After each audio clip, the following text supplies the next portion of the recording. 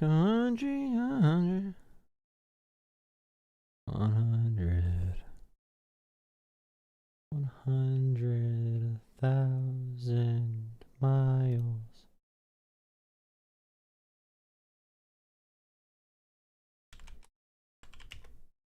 Yeah, so I just decided to make a new I wanted to make a new cleaner setup for the thing for the show. So I have a little bit of a I have a little bit of a it's a little cleaner now. It's a little less noisy.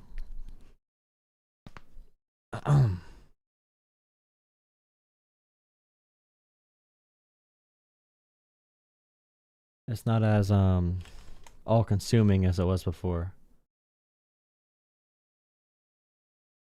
All or nothing.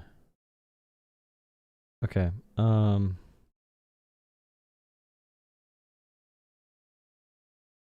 At everyone.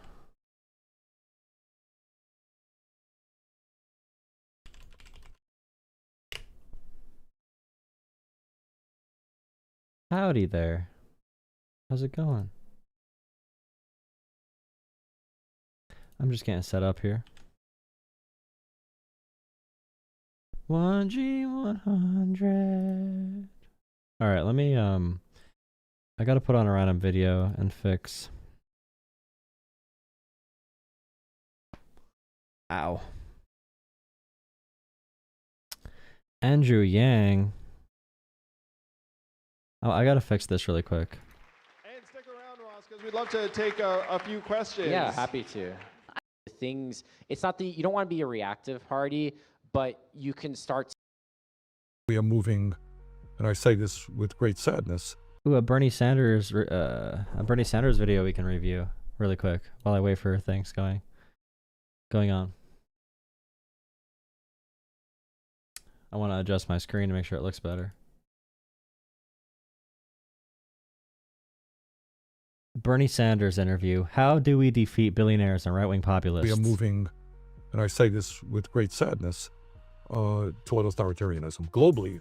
By the way, the Planeteer thing today, Peter Thiel's company, realizing for sure that Doge stole all of our government's information and our private information to feed it into mass surveillance AI, which is controlled by the most powerful and richest people in the world, is very disheartening for the future of democracy and America.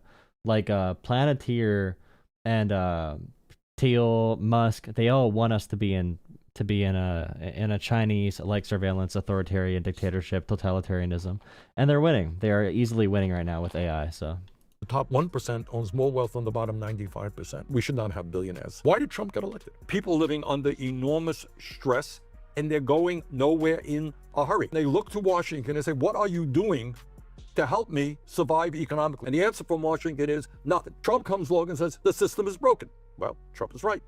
System is broken. His solutions will make a bad situation even worse.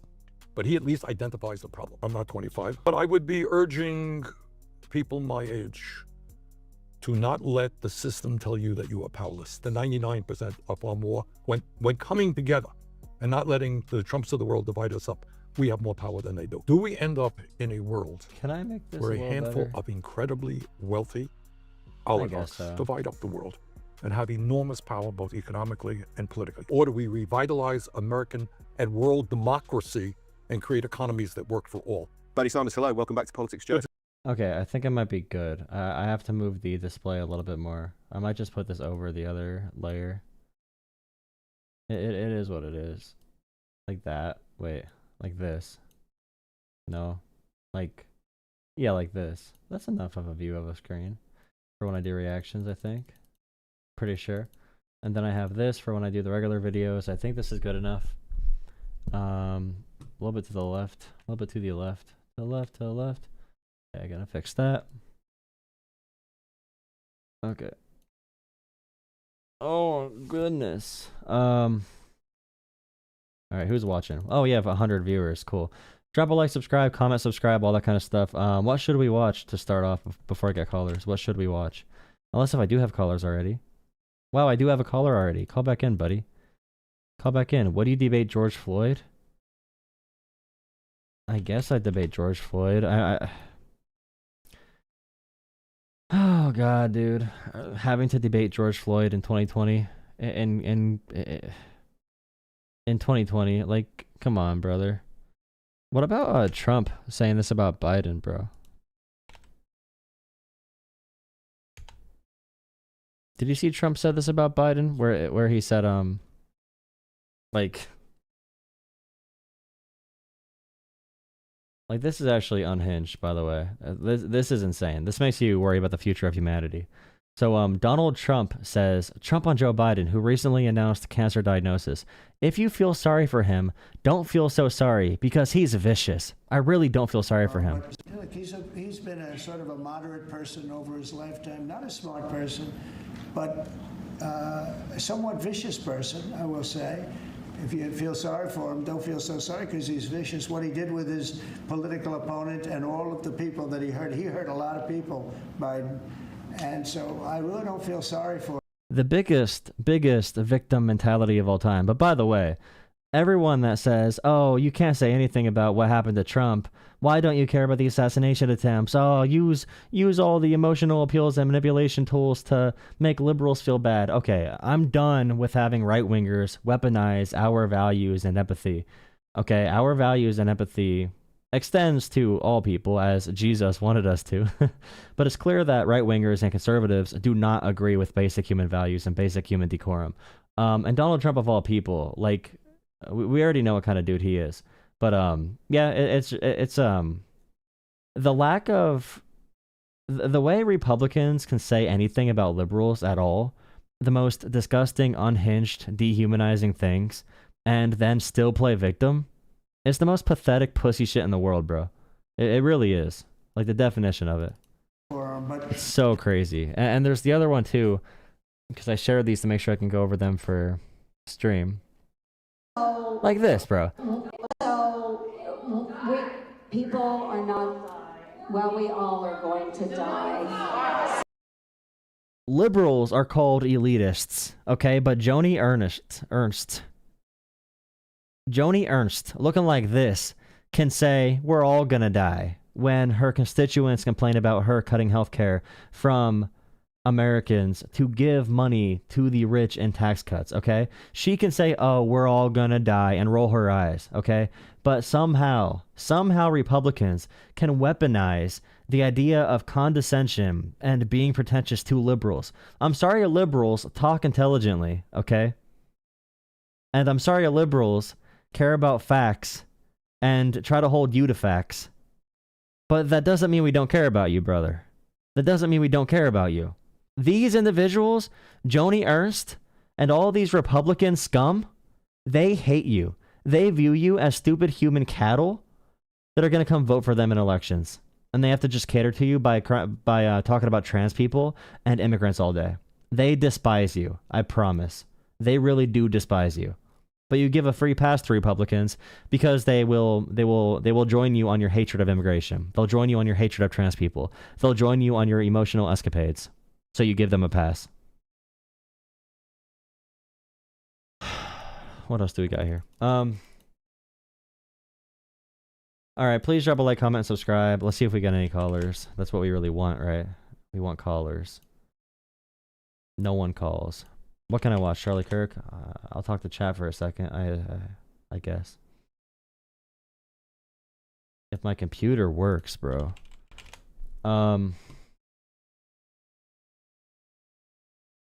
Like, why would my computer just not work? I despise you? Cool, thank you. Quite the opposite, Jolah. Yeah, sure. Yeah, the senator from Iowa. Yeah. It's crazy. It's freaking awesome. Community leaderboard. What does community leaderboard mean? There's leaderboards on YouTube now? Why are some of you people high? Some of you people are disgusting animals.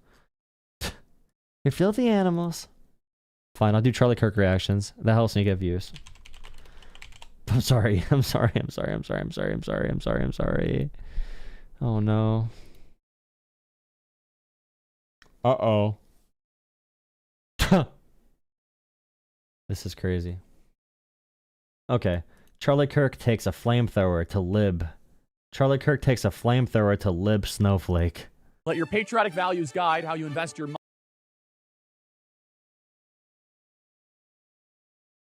So, Hello. Thank you, Charlie, for being here today. We're with an independent FSU news organization, so just want to appreciate the fact that you guys have spent the time to be here. My question is in regards to the FSU chapter of the NAACP released a statement saying that this event was hateful, inspiring violence to Black, LGBTQ, and marginalized students on campus. How do you feel about this comment? I mean, lies don't bother me. So, but yeah, I mean, Wait, let me hear that again. Let me hear what she said one more time. Comment. To be here. My question is in regards to the FSU chapter of the NAACP released a statement saying that this event was hateful, inspiring violence to Black, LGBTQ, and marginalized students on campus. How do you feel about this comment? Even if that were true, I think putting a statement out about that and just saying this event is going to be like a violent thing towards us, it uses academic language again, and it doesn't get the point across at all that we want to get across about why Charlie Kirk's rhetoric is damaging. Okay, there's probably a better way to make statements here. Make Charlie Kirk look stupid. Talk about real experiences, real like direct reasons, and direct quotes Charlie Kirk has said that is damaging or is encouraging violence or is encouraging people to view Black people or women as second-class citizens or third-class citizens. Okay, those statements by universities like this is a very damaging thing. I just don't like it.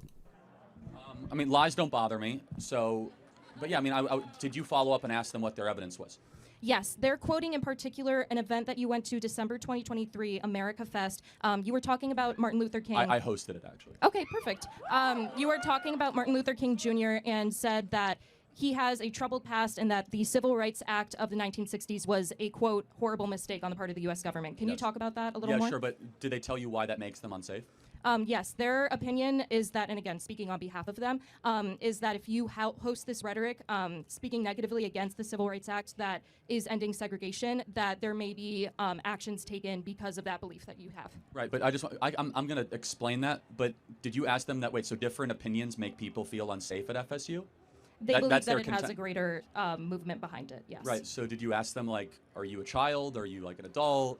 And that's an insane thing to say. So a guy comes on campus and has a different worldview, and it makes people feel unsafe. I guess to them, yes. Okay, I mean, they're the ones you should be going to ask the question of. Let me be very clear. The world is a really dangerous place where lots of people have different ideas, and just because someone comes and has a voluntary event and has different perspectives should make you feel unsafe. Okay, a big point here. Okay, if you're a student organization and Charlie Kirk comes on campus, bring up how Charlie Kirk supports Trump pardoning the January 6th cop beating terrorists who came wearing swastikas, Auschwitz camp shirts, brandishing Confederate flags.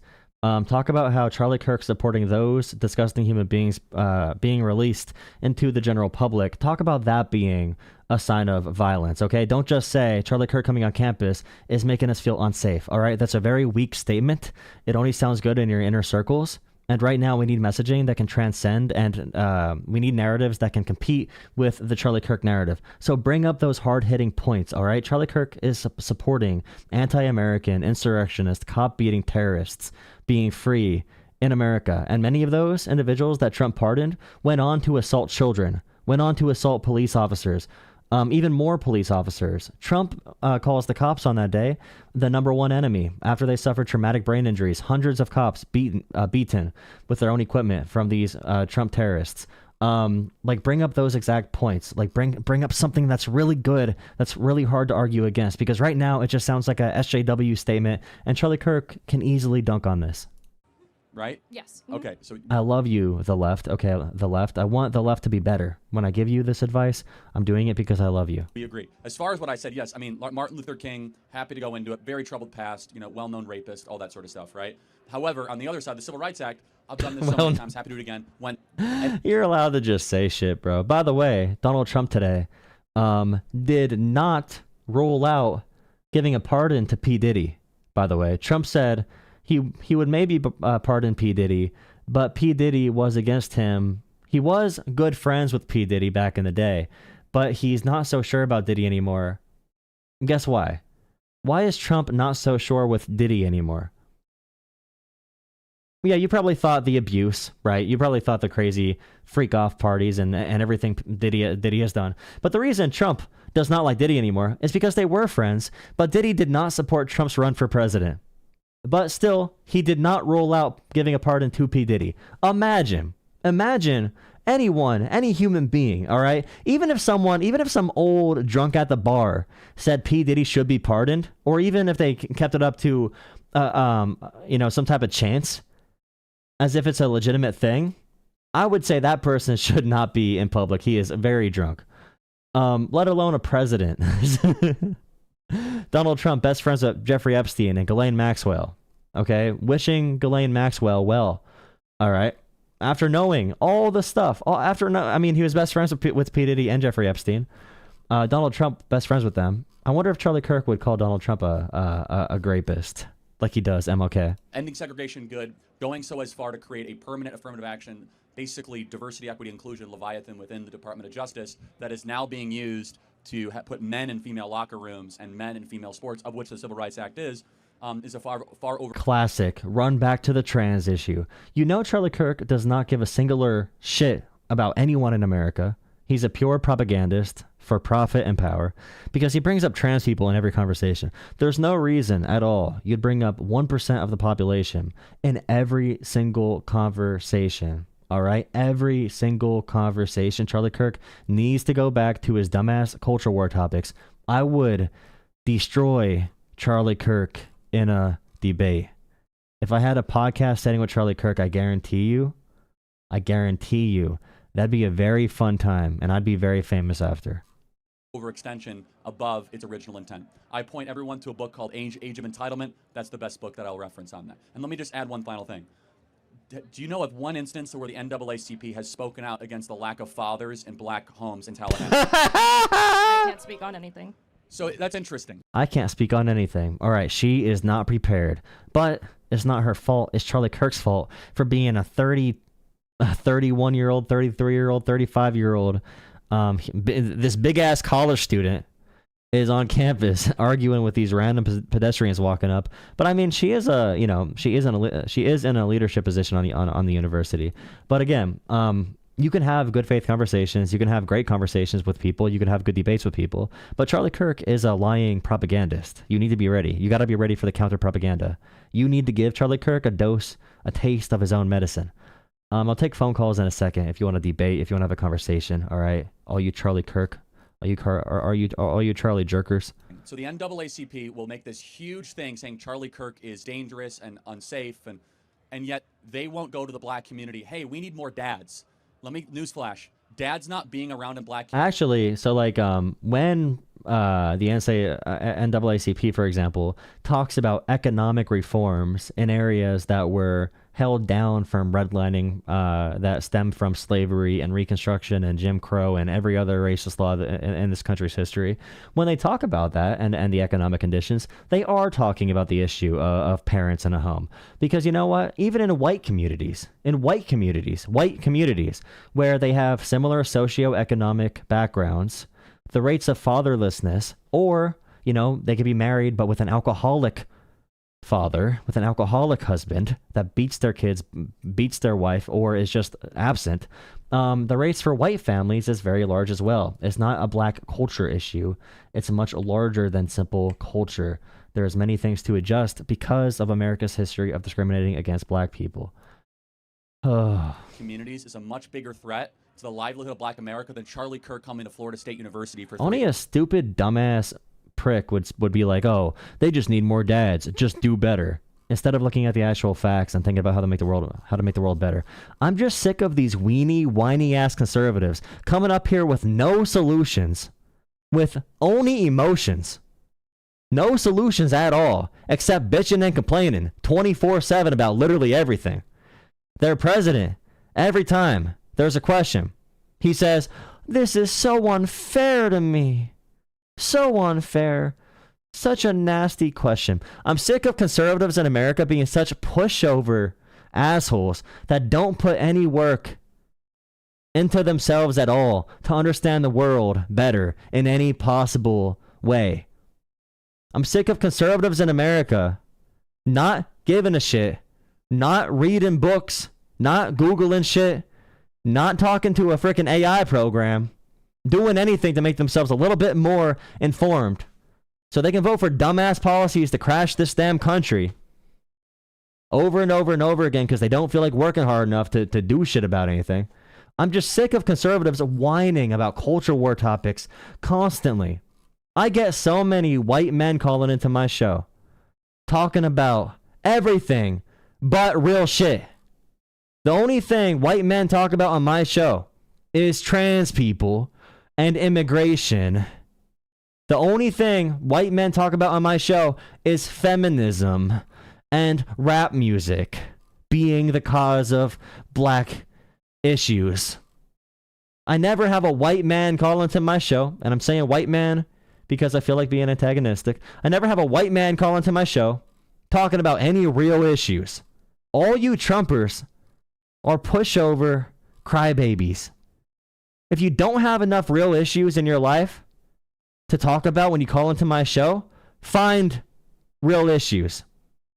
If you have so few issues that you can talk about trans people and pronouns 24/7, find real issues, or find your neighbor that does have real issues and help them out.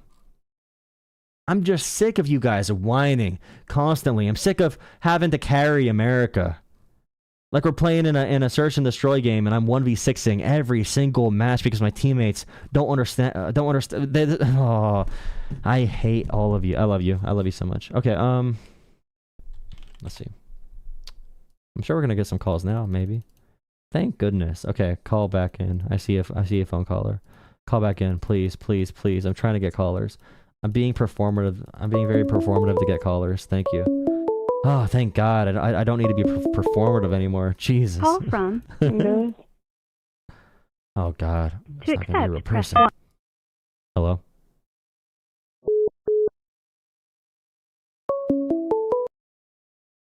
Call from Hello?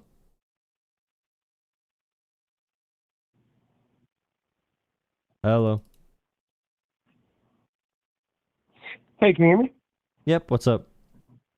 Hey there. I wanted to ask you, so when people are talking about crime statistics and things like, well, why do you think that crime is higher in, like, inner cities in largely African American communities, and why is the rate of violent crime a lot higher where you have, I don't want to say a less dense white population, but why, when more racial ethnic minority groups live in bigger cities and things like that, why are the rates of violent crime and property crime higher? What is your answer to that?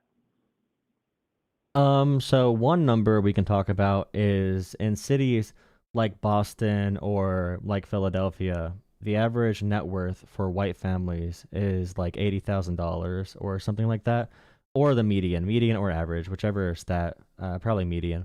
The median net worth of black families from these areas is like negative 40,000. And this traces directly back to systemic racism. And the reason black people live in these certain areas is because of systemic racism, in which they were forced to be in conditions with no conducive environment, or rather an environment that's conducive to any type of success. And it makes sense sociologically, or socioeconomically, if we talk about these different factors, why you would have a population be neglected for generations, and then have issues with things like crime, especially when the populations around them are purposely pushing them in a direction to fail historically.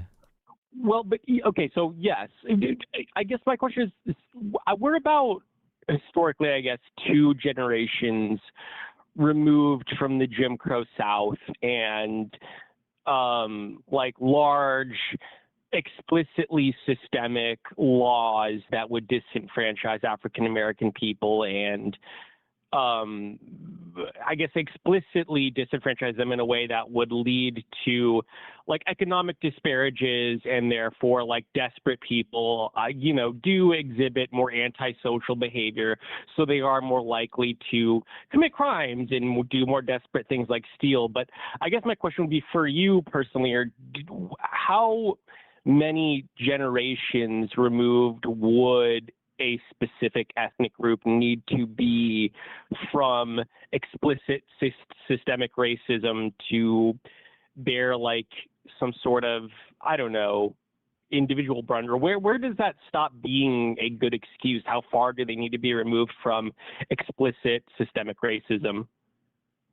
Well, it's not about being an excuse. It's about the fact of generational wealth and generational trauma as well.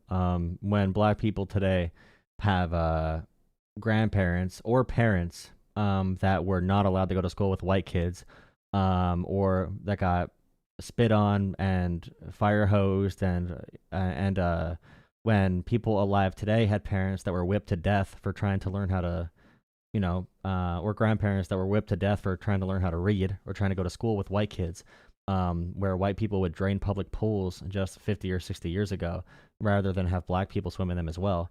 So like when you're only one or two generations detached from that, it's not about being an excuse, but there's not a certain number of generations. When these issues persist, we can like directly correlate like, okay, these issues exist in Chicago or New York, largely because of this historic issue. And how can we reverse that historic issue is the question. There's not really a set number of generations.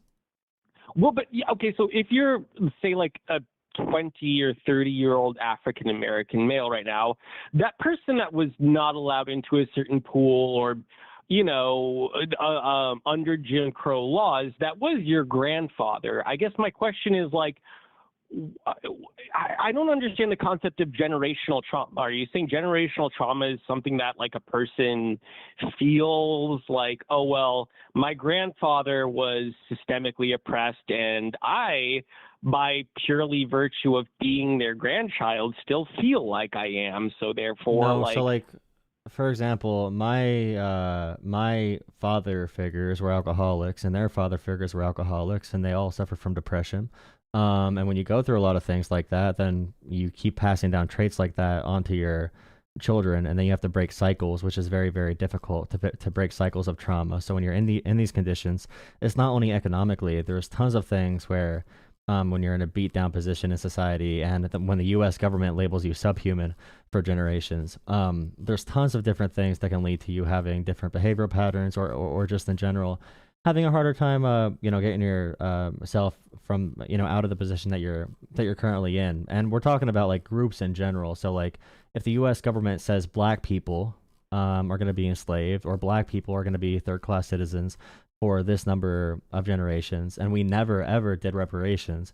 If we did do reparations back when it made sense, the issues we see today with black people would likely not exist, nearly to the extent that they do. So can I ask, do you believe that reparations should be something today that should be given to African American people as like a purely monetary one-time or whatever 2-3 time payment? I think we are far past the time where that was possible. I don't think there's any way we can do that in the political climate, and it would take a lot of studies, and the studies that it would require to do that properly would make America turn into a neo-Nazi state, because white Americans would be super offended and ass pained about it. So I don't think it's really possible. I wish it was, because it really is the right thing to do, and it would be beneficial. Do you think that poor, like, Appalachian families that live in West Virginia, like white people that are labeled white trash, do you believe that they have generational trauma, that people that have lived in Appalachia for generations and generations? Yeah, I'm from that cloth. I understand that very closely. That's why I understand systemic racism as well, because it's kind of a similar thing. It's very separate, but also pretty similar. Well, okay, so I guess for you, the reason that poor people exhibit antisocial behavior, which is like, stealing or petty theft or whatever, even violent crime, it it comes down to poverty that their grandparents or like past generations experience, and that's why they can't break this generational cycle? No, it's about, in general, if you have no prospects or opportunity at all in life, then you're going to have cultures in these areas that are not going to be conducive to success at all. And then you have to not only reverse the economic circumstances, but also reverse the issues of the culture after you reverse the economic circumstances. But like one huge thing is Black people were not allowed to own property for a long time. Most wealth in America today is tied back to hundreds of years ago. JP Morgan Chase is tied back to hundreds of years ago. They have money connected to slave owning families. Most of the Fortune 500 companies are tied to slave money as well. So like when you have a system where Black people in these areas don't have property, and then all the white people with money leave these poor Black areas, and then the public school in that area is funded by property taxes. You can see how that's an issue that would kind of feed into each other, which is why, like, one thing I would do instead of reparations would be to eliminate property taxes completely and go to full funding, like statewide education or countywide or some other funding mechanism that's not property taxes, because property taxes is a great way to make sure that poor people stay poor and that rich people get richer if you use that to fund the opportunity in the areas. Okay. Well, for me, I guess the way then that you would go about eliminating antisocial behavior and crime in poor communities, which are largely like racial minority communities, it isn't by like reparation payments, and it's by tax cuts, or like I don't know, like getting rid of certain taxes that you think disenfranchise the. No, you replace crime with opportunity. You fund schools. You fund schools to the teeth. All right, you give schools tons of funding. You fund social workers. You fund therapists. You fund healthcare. You fund all of these programs that can help people stay sane and stay on track, and also give opportunity when they are able to go to these systems and become educated through even just a proper K through 12 education and go into the workforce. They actually have a way to go and a way out and a possible way to progress. Because right now, many Americans, including some poor white Americans, are born with a ceiling above their heads, and they don't see like a big expansive world they can work into. So we need to provide that foundation first. Anyone that complains about Black culture as the number one cause of like crime, or they complain about Black fathers as the number one source of Black crime, I would say that person's probably racist, because they ignore basic fact about the economic and social conditions that lead to high crime rates, and they ignore white families and white communities in like Alabama that have similar crime rates to these Black communities. So but don't you think people that do grow up in a two-parent home do statistically have less of a propensity to commit like violent crimes or engage in antisocial behavior? I mean, surely you do believe like, yeah, there is a lack of two-parent homes in a lot of racial minority communities that has to have some bearing on like the crime statistics that seem to correlate to it. Why would that make sense? Go deeper. Well, do you not think that growing up in a single parent household as opposed to a two-parent household does create a propensity to engage in antisocial behavior? Like, don't you think that growing up in a two-parent home would create a situation where an individual doesn't have the nurture, whatever, to be instilled with morals and a sense of community and like family? Why would two parents be the thing that determines that? Because, well, but I'm sure that statistics bear out that people that grow up in two-parent homes do have less of a propensity to engage in antisocial behavior than people that grow up in two-parent. Yeah, but the parenting, having just two parents in the home, if you have two bad parents, would that help over one good parent?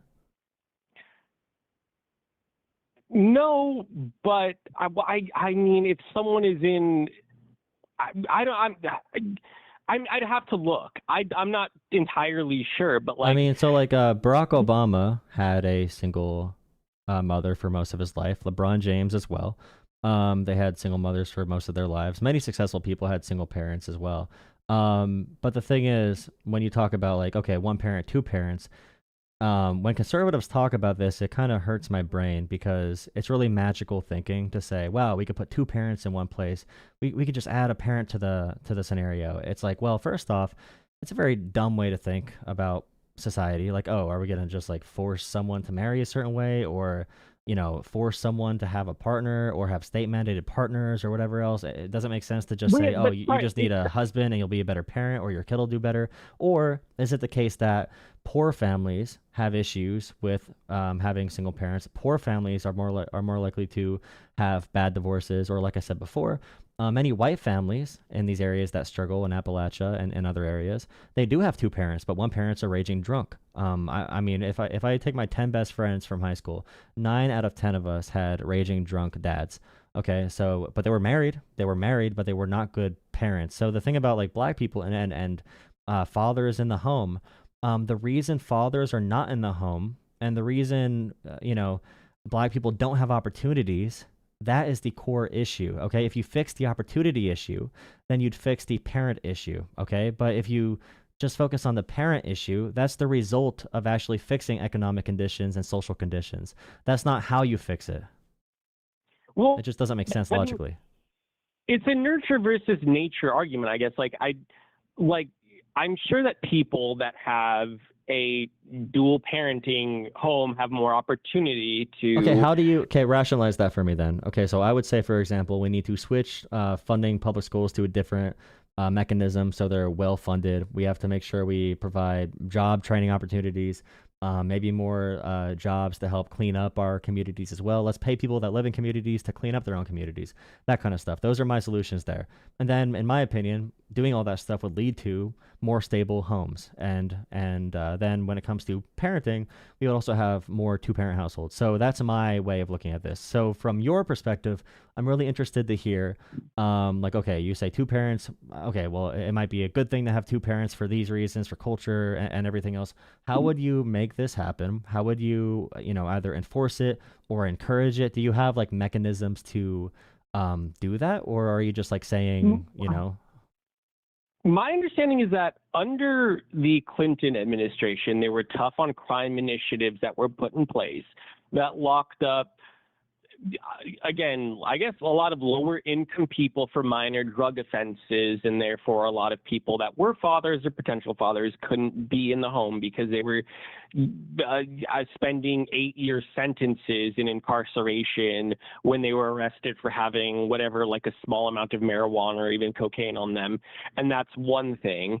Another reason, I guess, would be like education about safe sex and education on like using contraception properly in public schools so that people would have safe sex, cannot foster children when they're not ready to, or the young men that not until they're ready to make a commitment. I guess those two things. I don't think that people on the left do themselves a favor when they deny that having two parents is having better than one parent. I'm not denying that. I'm saying there's conditions around that matter much, much, much more. And deciding it by one or two parents is a really dumb way to define this. Now, what you said about over incarceration, that is also a part of a lack of opportunity. Like I said before, replace crime with opportunity, replace incarceration with opportunity, and jobs programs. Let's spend more money on education, less money on prisons,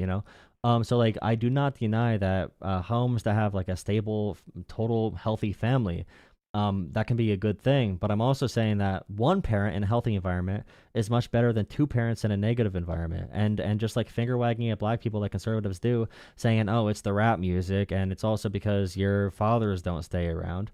That is not the core of the issue at all. I'm not denying that could be a positive thing. But what I'm saying is, logically, pragmatically, when it comes to making the world better, there's no reason why we should start this conversation ever at the issue of there not being a father, like a father in the home. I'd even extend that to having teachers that are paid well, having coaches that are paid well, because in these rural communities, like I'll tell you what, we had a lot of shitty families fall apart all the time. Like I said, most of the men in these areas are are drunks. And having a coach, a track coach, a basketball coach, and a teacher that does an after school program or an after school club, they were like a parenting role for many kids and they saved a lot of kids when there were issues at home. And those resources are more plentiful in rural areas and suburban areas. So even the excesses of those problems can be sort of um, suppressed because of the circumstances they find themselves in. But in black communities, there's no room to breathe at all. There's no solution coming at all. So like that's why I have a big issue with conservatives that start the conversation off at just like blaming black people, because it does feel like they're blaming black people for their issues, which I do not say. I never say you should not have any personal responsibility. You do need personal responsibility. But also at some point you have to say, if you want people to work, you gotta, where are the boots? Where's the foundation to grow on? And also this country, the American, I don't even want to talk about American citizens. The American government, all right, the big federal government, our government labeled black people to be subhuman, less than human, second-class citizens, third-class citizens, whatever, not able to vote, not able to own property, all that other stuff. And our government never made good on it. So I don't like placing the blame on individual white people. I don't like it when leftists or progressives or liberals frame the conversation in a bad way where it sounds like that.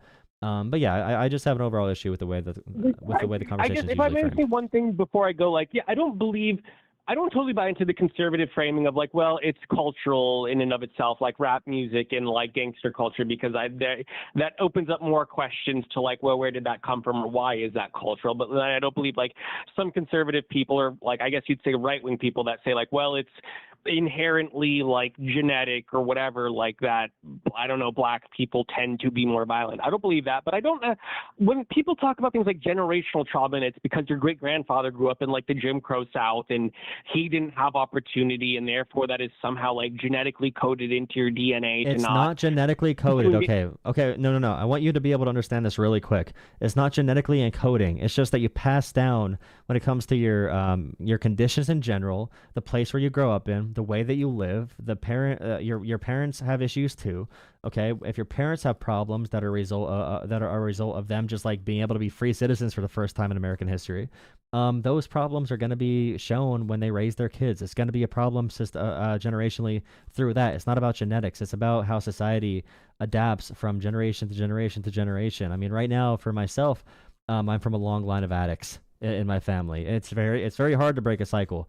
It's very hard to break a cycle. It's extremely hard to break a cycle. It takes a lot of willpower. It takes a lot of strength to be able to do that. So like, it's not unique. Like generational trauma is not just a black people thing. That's any person who has a long line of people that have issues. Even the Irish. Okay, the Irish are huge alcoholics for many systemic and generational issues because of how Irish people were treated when they first came to America. So it's not genetic. It's sociological. But I guess sociological issues and breaking patterns through generations of antisocial behavior do in some part come down to like, again, I don't want to talk, but like personal responsibility, right? Like I guess like, yes, I do agree that like generational trauma in the terms of like, well, if your grandparents didn't have any opportunity allotted to them when they have kids, they're not going to start in the same place that a well-to-do white person that their grandparents had like a lot of opportunities going to have. But I guess, isn't that not like that is a personal responsibility argument, isn't it? No, because the U.S. government is the reason that black people at large as a community have been put in a position where so many black people are in the same disadvantaged state and forced to live in the same ghettos where things get worse and worse and worse in a downward spiral, a race to the bottom. Like, you have to think about even just getting a loan. Like, what black families, it's not as easy to get a loan, your parent to sign onto a loan for you, or your family member to sign onto a loan to even have good credit, or like anything. Like, there's so many different factors that go into play here. Okay, well, that's something to think about, I guess. All right, well, thank you. All right, thank you. Have a good night, man. He kept going back to genetics. It's kind of tough there. It's kind of tough because obviously generational trauma is not unique to just like it's whatever. It's whatever. It's whatever.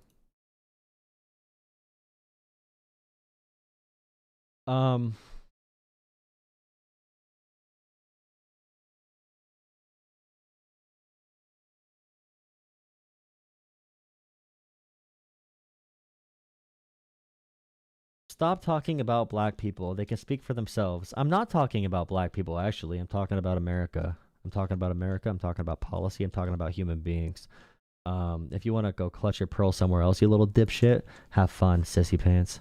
I don't know why you're virtue signaling as if you give a shit about black voices. Because I guarantee you would not care at all. I guarantee you make fun of George Floyd to this day. I'm gonna do a new stream. I want a different title. I'm not getting the boost I usually want. I am talking about black people. Yeah, in the context of, and I'm talking about white people too, and rural people. And I'm talking about people from every culture. I mentioned many different cultures in this conversation, but you focused on black people the most because you're racist, and I'm not, because I'm the best white person ever. I'm the chosen white. Please drop a like, comment, subscribe. I'm gonna start a new. You can't change all the racists. True. Racist whites minds. Me too. Me 22. Are you black because you said whites in with YTS? And I only see that on Twitter. Whites. I thought it was YouTube because I made a Twitter handle once called Jolah YT, and someone said that, oh, it's Jolah White, Jolah Whitey. I'm like, oh, I didn't know that. Please comment, like, subscribe, and by the way, I have this very ambitious goal as I grow my channel. I'm gonna put up a video about this, but